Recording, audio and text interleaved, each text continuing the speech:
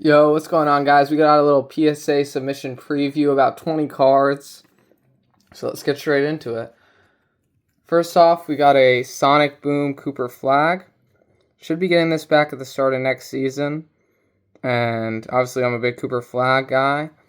But this card I think will probably 9, honestly, because the corners on these cards are pretty difficult. It looks decently clean, but these are probably a hard gem rate card. These do almost 1,000 in a PSA 10. But it'll probably 9. I pulled this one myself. And then this is another card coming up that I pulled myself. It's a Dylan Harper Holo Auto. This one also hard gem rate with the black corners. The corners aren't that bad, but also expecting this one to 9 probably. Then we got a Shohei Ohtani Bowman rookie. These have obviously skyrocketed in price in a 10. The really big thing you got to look for in these cards is this back corner. And this one looks really good, so I think this should 10. We got a SGA Donruss rookie, which the biggest thing on these is the centering, which this one's pretty well centered. The corners on these are usually pretty good because they're white corners. But this one should 10 as well.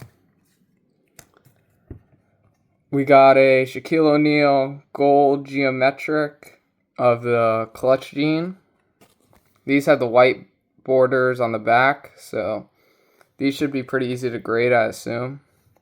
And that's why I got another one right here, but this one's the orange Allen Iverson. One of the best shooting guards ever. Out of 25.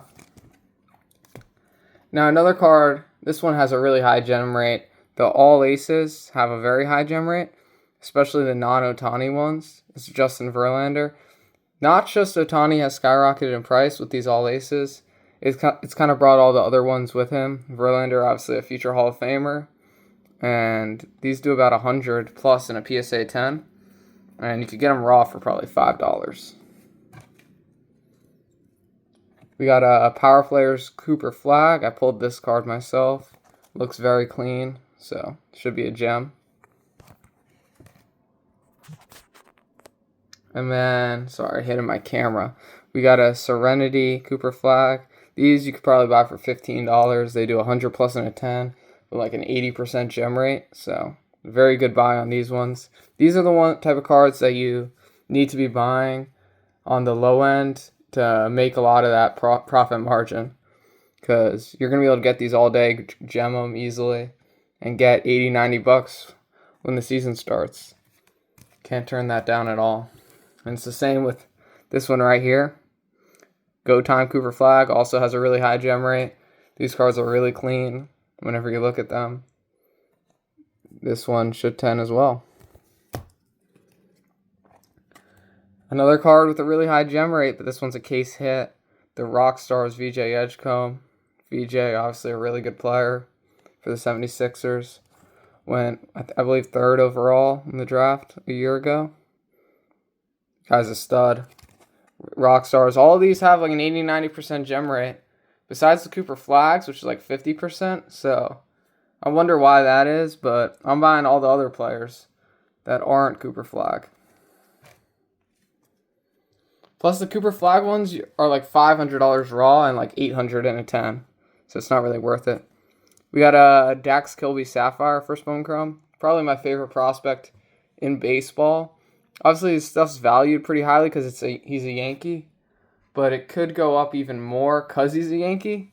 He has even a higher ceiling, even though he has a higher floor.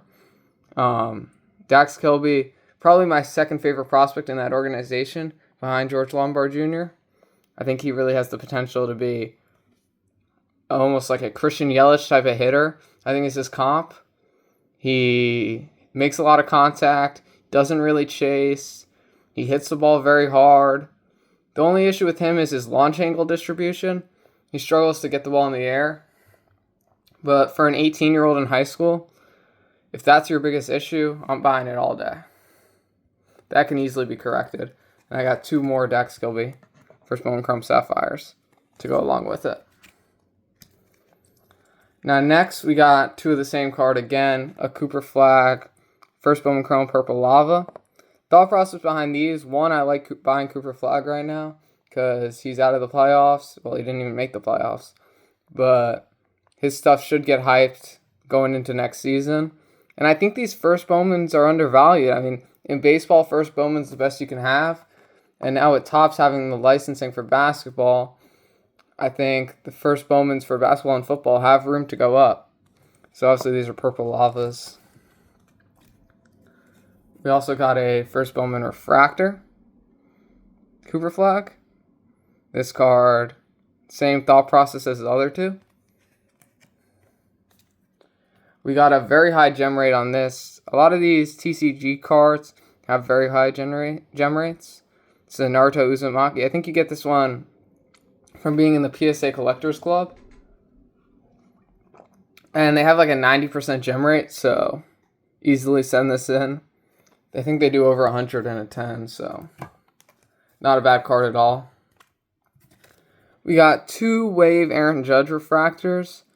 These I think only do like 60 in a 10, but they're both very clean.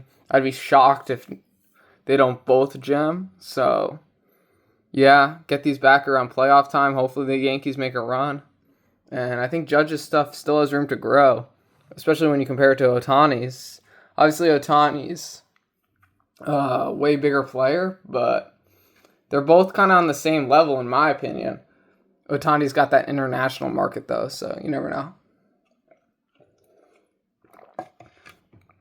Then we got last card in this bulk submission.